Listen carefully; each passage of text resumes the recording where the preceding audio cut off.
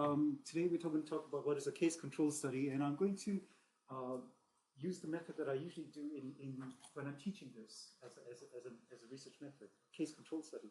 So I'm going to get you to do work, or some work at least. Firstly, I need your imagination. I need you to imagine that it's 1950. Okay, you don't have to imagine that you're wearing 1950 type outfits. I'm not sure what it means, but imagine it's 1950. You don't know that smoking causes lung cancer, but you suspect it.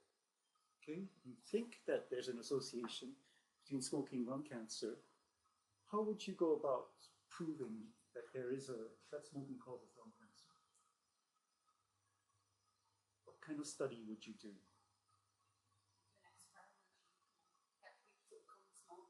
Get them to smoke. Then the other half, like, get them not to smoke. Or that'd be the way not to do it. Yeah. Well, yeah, you might be able to get away with ethical permission back in 1950 because people didn't think that smoking causes lung cancer. So, but okay, that's one way to do an experiment: force people to smoke. Some people smoke, and make sure that other people do not smoke. How about any other ways? Yeah, you could look at who's developed lung cancer, who's not developed lung cancer, and then ask them retrospectively whether they smoke.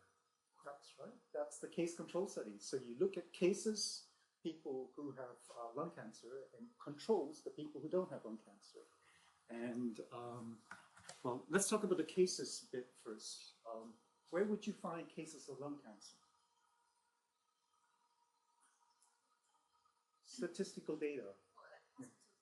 Hospital data. Okay, so you would recruit your cases, from hospitals, because most people with lung cancer, I guess, back in the 1950s, would go to find themselves, end up eventually in a hospital and get themselves diagnosed with a condition of lung cancer. Yeah. So hospitals. What's the exposure in this particular example? So I'm trying to introduce you slightly different terminologies here. When you're talking about case control study, you always talk about exposures. What's the exposure? Smoking.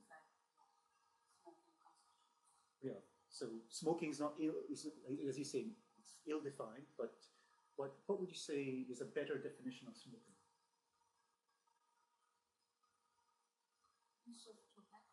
Use of tobacco, yeah. You measure it with grams of tobacco, or how would you measure smoking?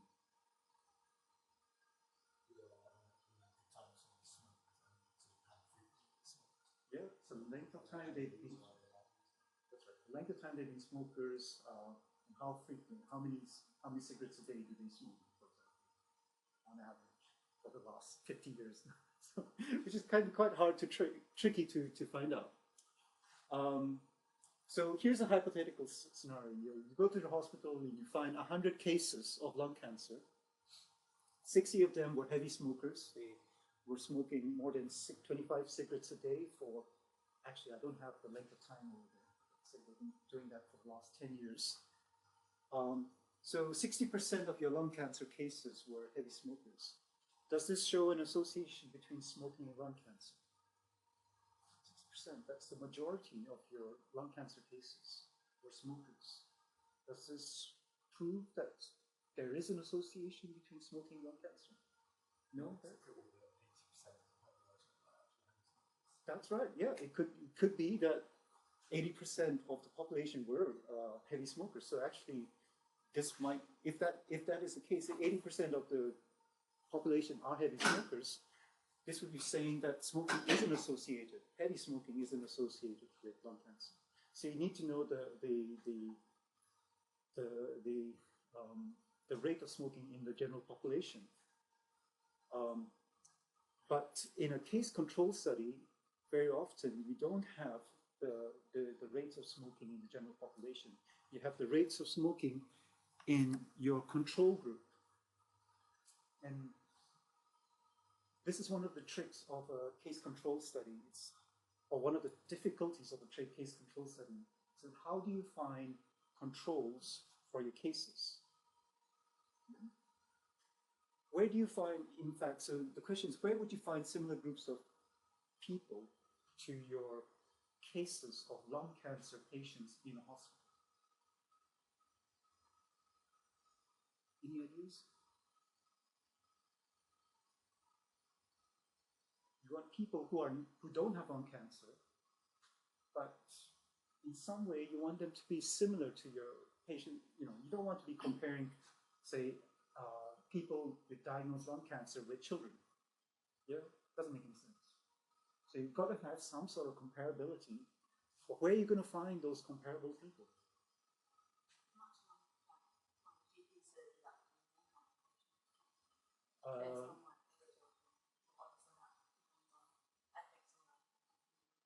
So you do some sort of matching to the GP surgery for which these lung cancer patients. Okay, we'll come on to the GP surgeries a bit later. But say these people actually you're recruiting them from hospitals. So we're not recruiting from GP registries. We're recruiting them from hospitals. So where would we find other patients? In other, okay, say they're from the same hospital. Yeah, they might be the same age and gender, but they don't have lung cancer. That was the standard technique back in 1950. So they would, I think, I can't remember from the paper what diseases the control group were recruited to, but you can imagine, being recruited, people who end up in hospital for, say, infectious disease, for being treated for infectious diseases, or people who end up in hospital for other kinds of chronic diseases that are not lung cancer patients. So those are the kinds of groups that usually they find controls from. And say you find 100 of these control patients, so equal numbers of cases, equal numbers of controls. And these control patients, by definition, you say, they do not have lung cancer. You find that 20 of them were heavy smokers. So you know that 20% of your controls were heavy smokers, and 60% of your cases were heavy smokers. Does this show an association between smoking and lung cancer?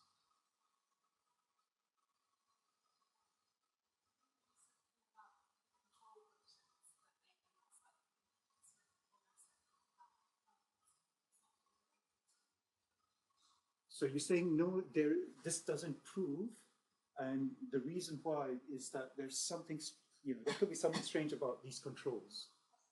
Yeah? Anybody else?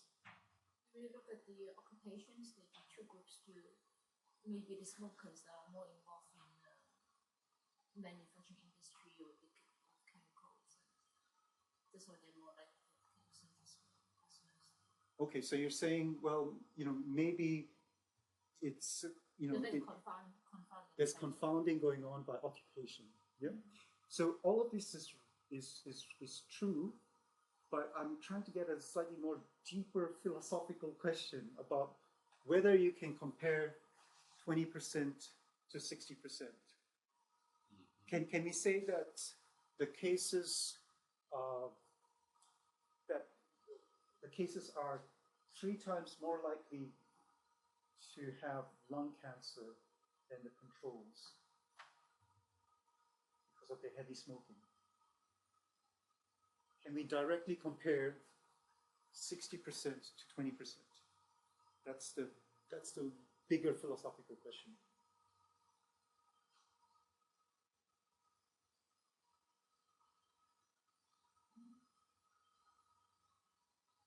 Well, the answer is no, because they come from different populations.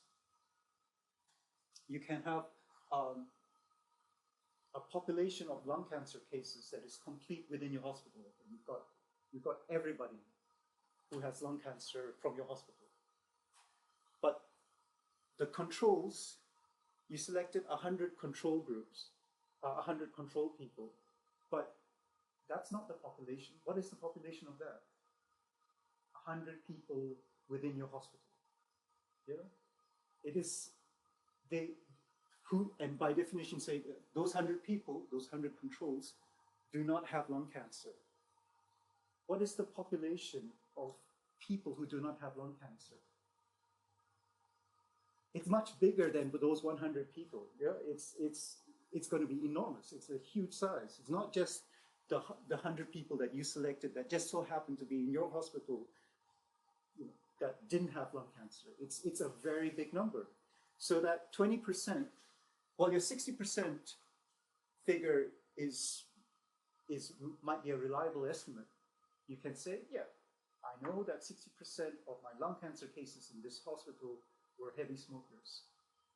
The 20% figure is almost plucked out of nowhere. You don't have the population of people who do not have lung cancer. So you only sampled 100 of these non-lung cancer patients who are conveniently located in wards in your hospital that just so happen not to have lung cancer. So it would be a mistake to compare the 20% to 60%, just because they have different populations. They represent different populations. Yep. So, just to try and untangle, to what extent is to do with them being a very specific group of non-lung cancer people, but they are actually people in a hospital. That's a specific subset of non-lung cancer, the non-lung cancer population. That's right. Yeah. And to what extent is it to do with your sampling frequency, that the population of people without lung cancer is much bigger than the population of people with lung cancer? To what extent is that a thing you can do with your numbers by just sampling more people? Yeah, it's the first one. It's not a sampling problem. It's a population problem. You're recruiting 100 people from. You want 100 people. You want a reliable estimate of smoking in the non-lung cancer population. But by convenience, you're just recruiting 100 people who just happen to be in the same hospital.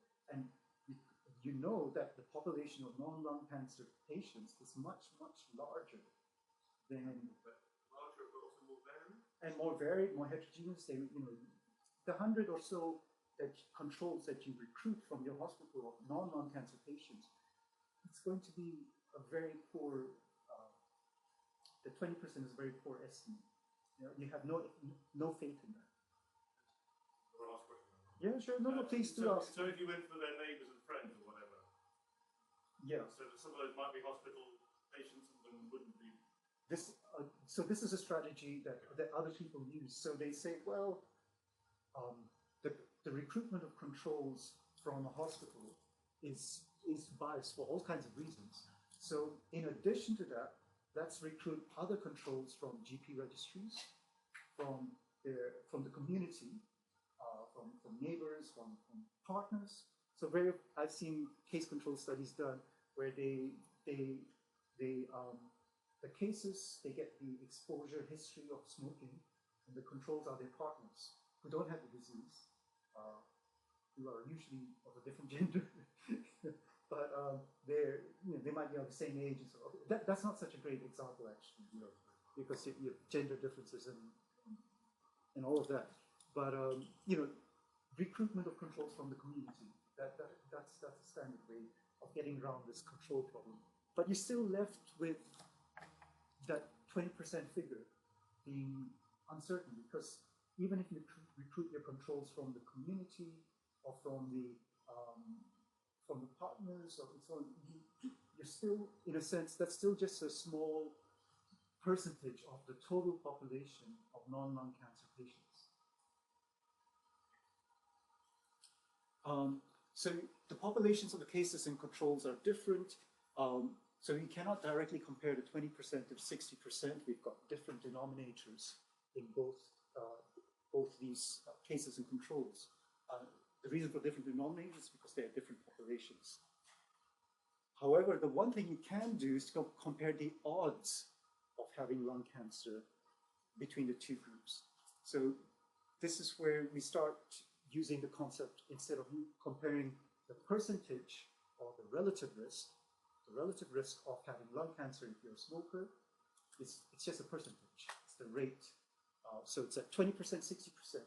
If we could directly compare the 20%, 60%, we'd be saying that the relative risk of lung cancer if you're a smoker, heavy smoker is 60%, and the relative risk of lung cancer if you're not a heavy smoker is 20%. We'd be comparing those two percentages and saying that's a relative risk.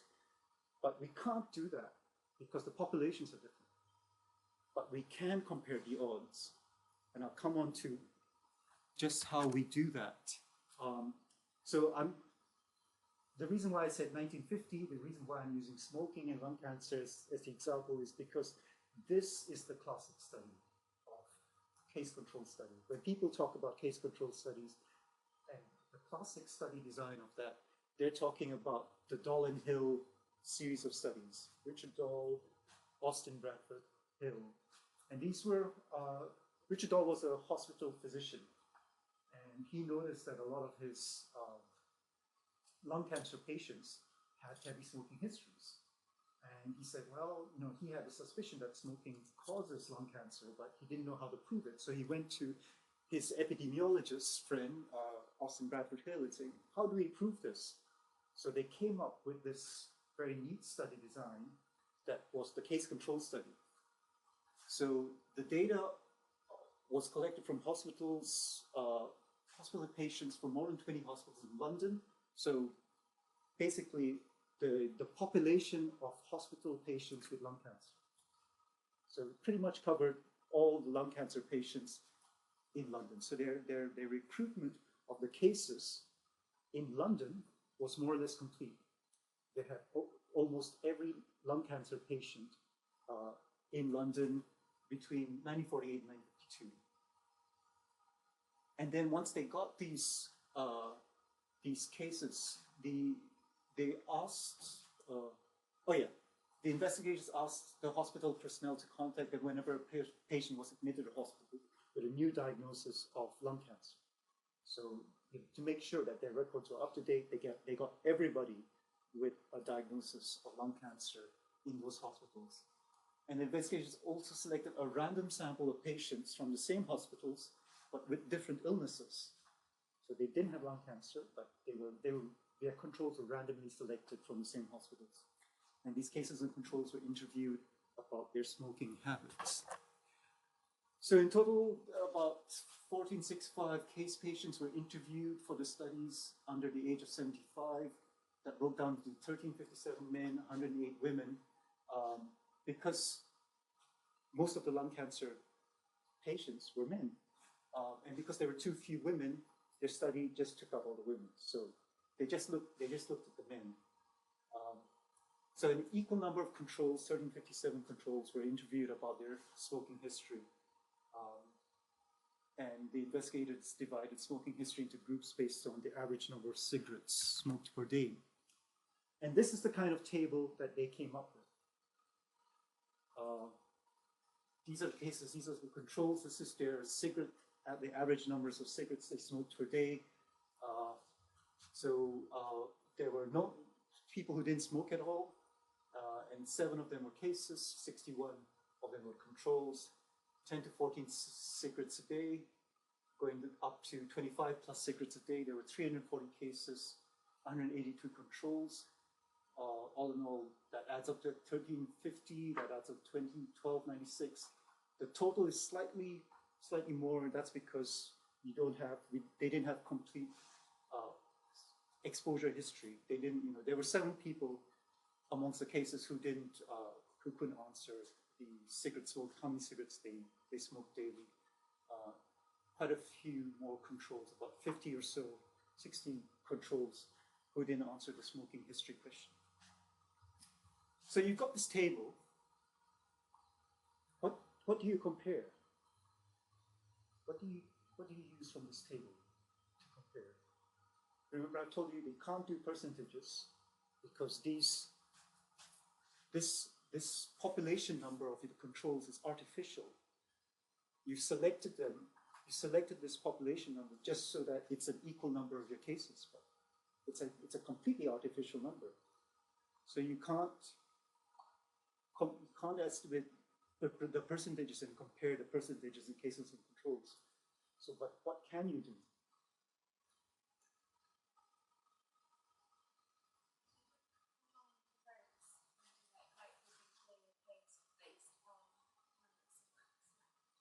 Okay, so what would you multiply, divide, subtract, add?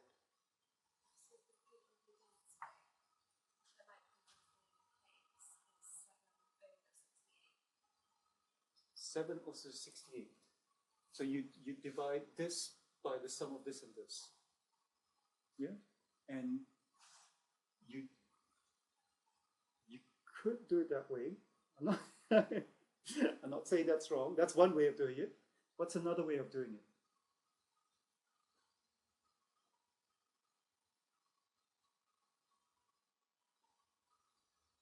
You're still calculating a percentage, by the way. So it's 7 over 68, the sum of two. So you get that will give you the percentage of cases who are non-smokers.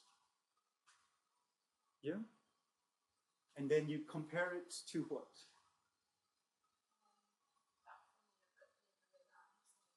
The percentage of controls who are not smokers. Yeah? I'm not sure well, okay, that's one way. Any other ways? I mean, there are only limited sets of numbers here, so there's only limited possibilities of adding, subtracting. What else can you do? You do the odds ratio. So what would you? So it's similar, but you would just add on the numbers to get the denominator. So you just do 7 divided by 61. 7 divided by 61. So that would be the odds of being a case if you're a non-smoker, and 61 divided by 7, which would be the odds of being a control if you're a non-smoker. That's another way of doing it. Okay, so that's the percentage way of doing it, the row percentages. You suggested the odds of if you're a non-smoker of being a case of control. What other odds can you do? What other ways can you do?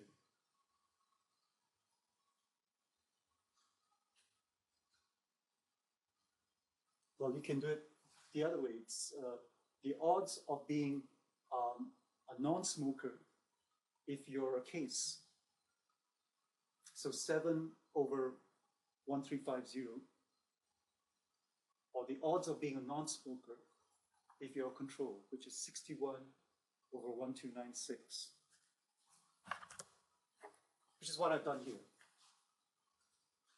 So 7 over 1350 is the odds of being a non-smoker, not being exposed, if you're a case. And 61 by 1296 is the odds of being a non-smoker if you're a control. And you can calculate the odds of being a heavy smoker, 25 plus. It's just 340 by 1350. And the odds of being a heavy smoker if you're a control is just 182 by 1296. So there are two ways of doing the odds. You can do it 7 by 61 or 7 by 1350. The interpretations change a bit. So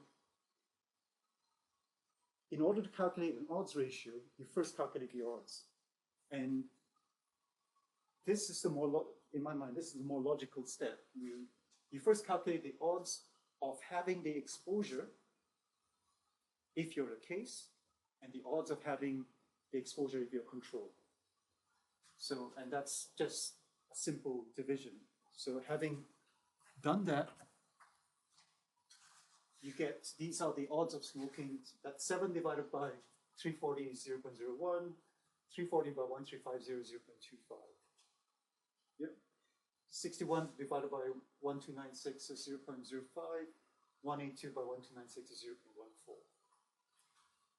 So this gives you a column of the odds of smoking if you're a case, if you have lung cancer, and this gives you the odds of smoking, being exposed, if you're a control. The odds ratio is just this divided by this. So the odds ratio is the odds of being a case given your exposure history. So if you then divide this odds by this odds, you get the odds ratio. So if you try to follow the language and logic of this, it's by dividing this odds with this odds, you get the odds of being a case given your smoking history. So you can directly compare these two odds, whereas before you couldn't directly compare the percentages. So this is the wonderful trick about odds ratios. So very often in statistics classes, people or students often say, oh, we hate odds. It's a strange concept. They don't like the concept of odds. They're like, why can't we just use percentages or relative risks? Well, there are many reasons, but one reason is because you have to use odds ratios in a case control study. You can't compare percentages, but you can compare what is the odds of smoking if you're a case, what is the odds of smoking if you're a control, and then compare the odds ratio.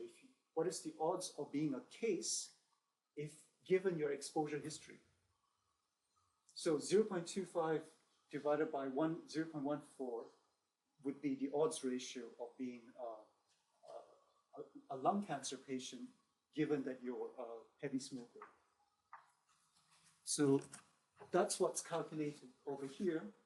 So this divided by this is 0.11, 0.25 divided by 0.14 is 1.79.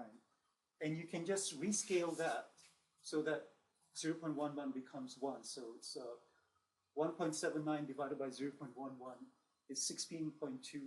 So you just divide these rows by the reference category, which is people who do not smoke. So you get, this is just a multiplication of these by 1 divided by 0.11. So you get the odds ratio rescaled, going from 1 to 16.3. So the interpretation of this is as you move up the exposure groups from no exposure to heavy exposure, the values of the odds ratios rise steadily. And this is consistent with a dose-response association. You have a heavier dose of cigarette exposure, and the response is you have an increasing odds of lung cancer. So this is the neat trick that you can do with odds ratios in a case control study that you can't do with percentages and relative risks. So a couple of takeaway messages from this odds ratio business. You get an approximation of the relative risk. So it's not the same thing as relative risk. It's not the same thing as a percentage. A relative risk is how much more likely are exposed people to get the disease than the unexposed. That's the meaning of the relative risk. The likelihood, how much more likely are exposed people to get lung cancer, how much more likely are heavy smokers to get lung cancer than non-smokers. The odds ratio is how much more likely were the people with the disease, with lung cancer, to have been exposed to heavy smoking than the people without the disease. So relative risk, in a sense, is a forward-looking, it's a future-looking thing. The odds ratio, in this case, is a backwards-looking thing. Yeah? And then the next few slides just formalize that in terms of equations. It's just the same table that we've been looking at so far. You look at people with the disease, the cases, the people without the disease, the controls. You look at people with the exposure, non-smokers, sorry, heavy smokers, and people without the smokers. And then to calculate the odds ratio, it's just a cross-product ratio of this. It's A divided by C, the whole thing divided by B divided by D, or AD / divided by BC. And that just gives you the odds ratio. So it's really quite simple to calculate the odds ratio. Okay, it's quite simple to calculate, but boy, are there a lot of biases. There's lots of problems. So why don't you tell me, what kinds of problems can you see with this kind of study design?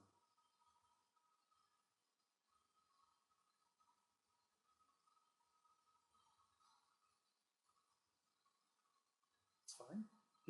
Might encourage convenience control. Convenience control group, But yes. I would encourage you to just select control cases convenient like that. That's right. Yeah. And that's So there's a problem with the selection of controls. Yeah, you might say, well, I'm not going to go out of my way to select controls from the general population. I'm just going to, select controls from the neighboring ward. Yeah, and that might introduce all kinds of biases. Yeah. Yeah. If you're, well, that's true in the smoking case, but if you're trying to find out about the exposure and you need to ask people about their exposure, what they're doing, then you've got a problem with recall. Recall bias, yeah, it's that might differ between the cases and the controls. That's right. So, as you say, first of all, it's really hard to remember what you did yesterday as opposed to the last 20 years. And smoking history, people change their smoking habits, or some people do change their smoking habits. So there could be a lot of recall bias, and if recall bias is systematically different between your cases and controls, that's even more problematic.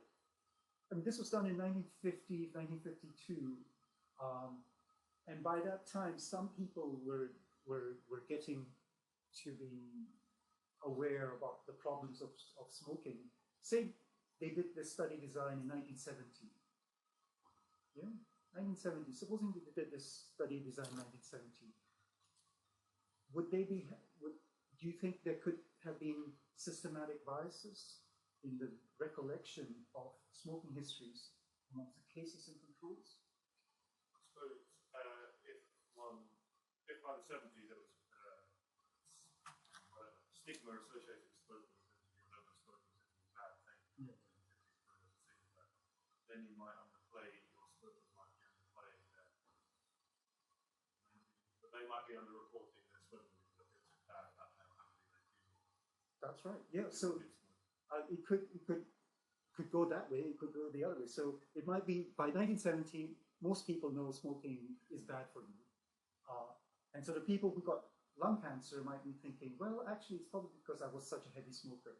So they will tend to overestimate their previous history of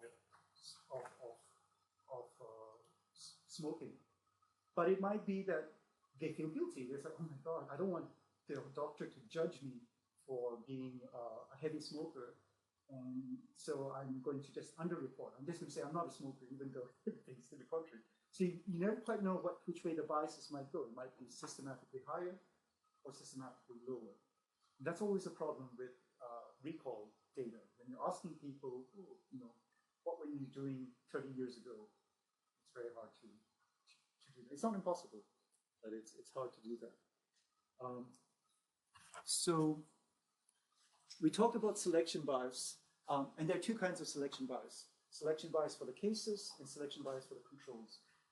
For the selection bias for the controls is by far the most, is the one everybody mainly talks about. It's, whether you select your controls from the same hospital.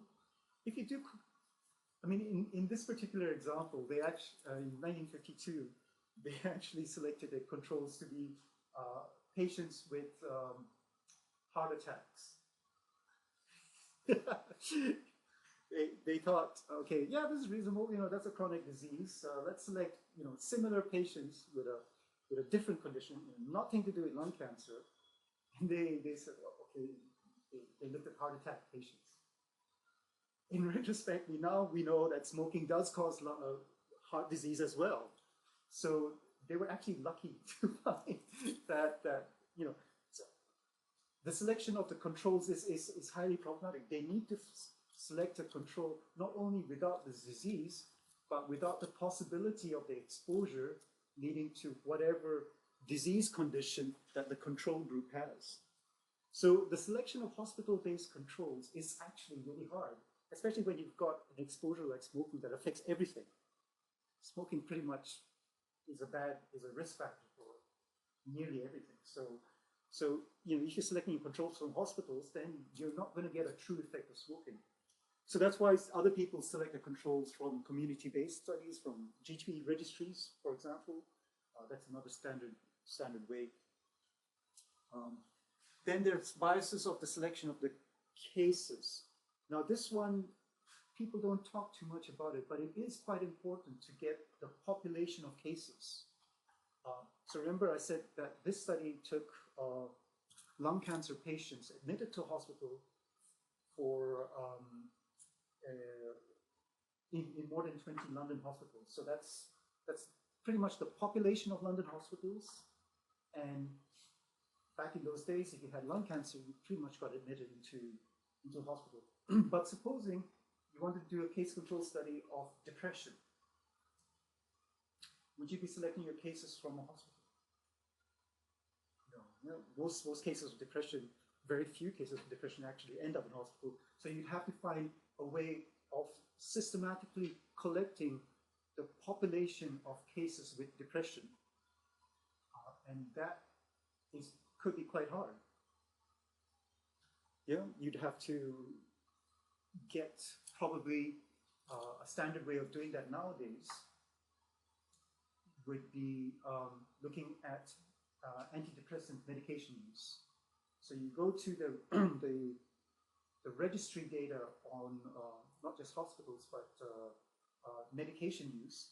You find out, well, who has been prescribed antidepressant medication in the last year, the last 2 years. So that way you get at the population of people on antidepressant medication use. And of course, most of you know that that's just a tiny minority of the actual population of depressed people, because most depressed people won't get antidepressants. But you still have to find innovative ways of making sure that your cases represent the population of cases.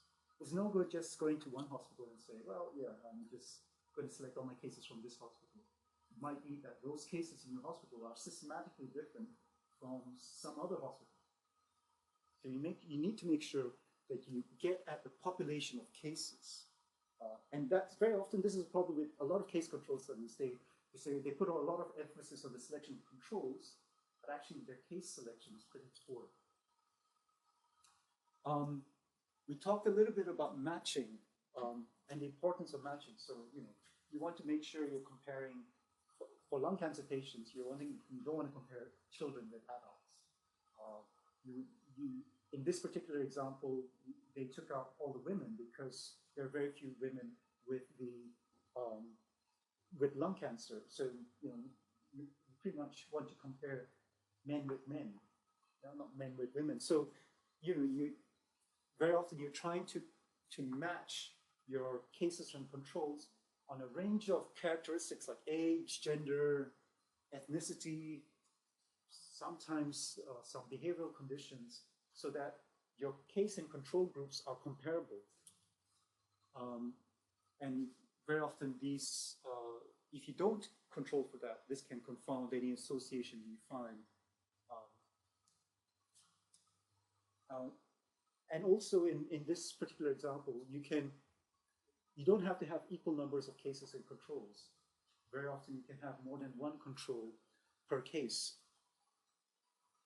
So in this example, you would have a control from the hospital and also another match control from the community. The other problem that we talked about is recall bias. It's information bias. You get inaccurate estimates of your exposure history. You get all kinds of reporting bias, which is either overestimation or underestimation of the exposure. And linked to that is reverse causation. Because all of this is done, in a sense, historically, it might be the case that you got lung cancer, you got depressed about your health condition, you started smoking, because of that. So your lung cancer actually caused your smoking, rather than your smoking causes your lung cancer. You can't disentangle the two from this kind of case control study. But having said that, despite all these limitations, it's still a really popular study design. People still do lots of case control studies. Can you tell me why? What's the advantages?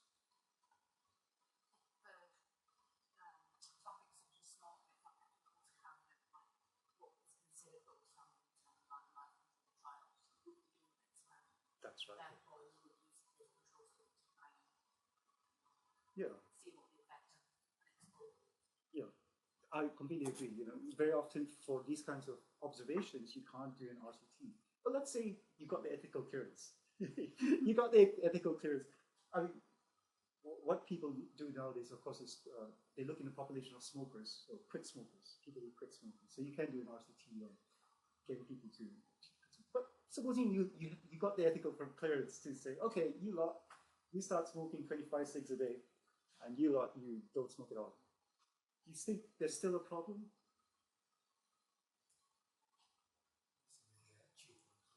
Cheaper and quicker, yeah. That's the two quick things, two important things about case control studies.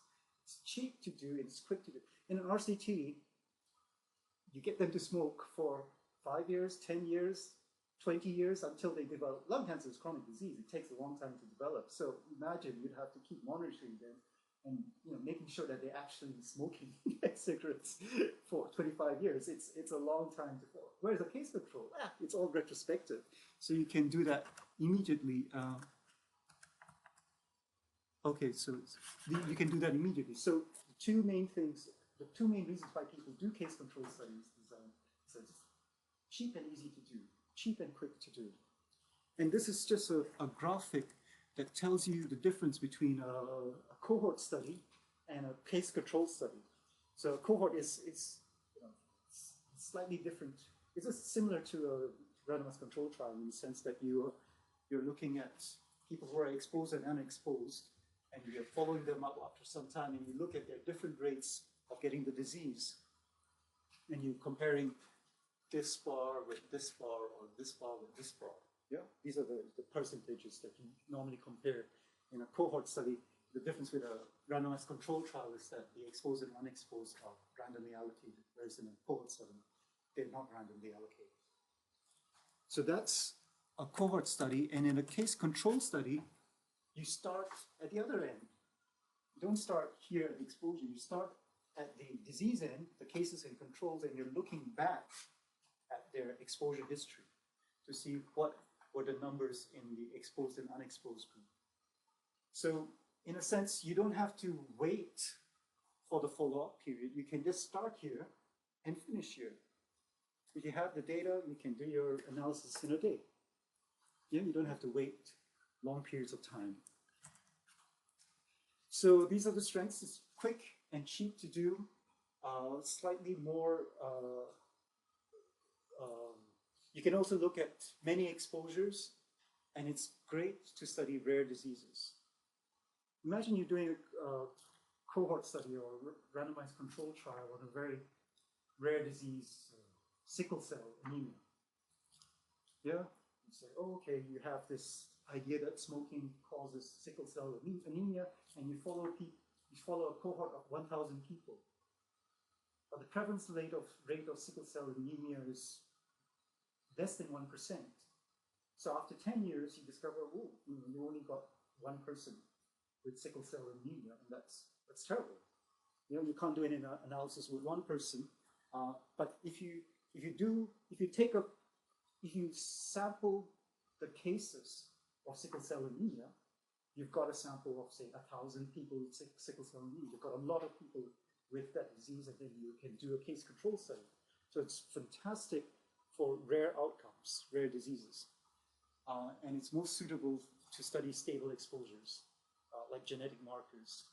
If you've got unstable exposures, and smoking is most people, smoking histories, it's arguable. Some people are relatively stable. It's not so great with social exposures, of course. Social, psychological exposures change over the life course.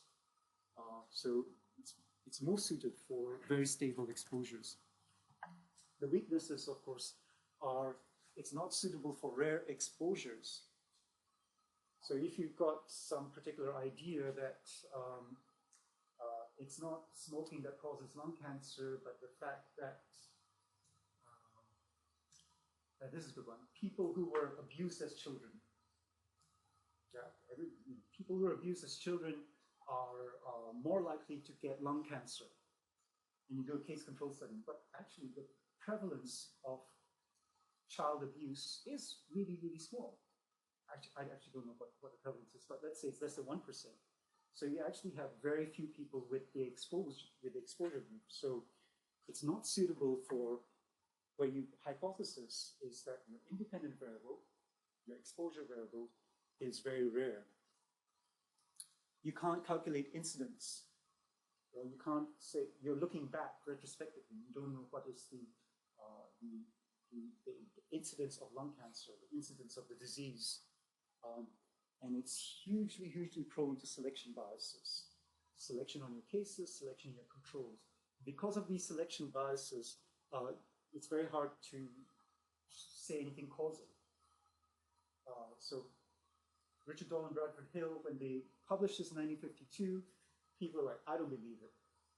Your cases are selected, your controls are selected, you're looking at retrospective data, you're not proving any causality. So after that, they went and did a cohort study. They followed up British doctors for 20, 30 years and looked at their mortality rates by different diseases. And then they said, oh, this is better evidence. And people were still not, oh no, this still doesn't prove smoking causes lung cancer, especially the tobacco companies. This is not proof. You're doing a cohort study. You need to do a randomized control trial. But they didn't get ethical permission.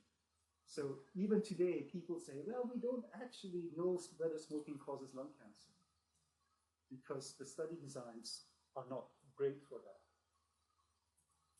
And it's prone to reverse causation. So people with disease, lung cancer, they might change their behavior.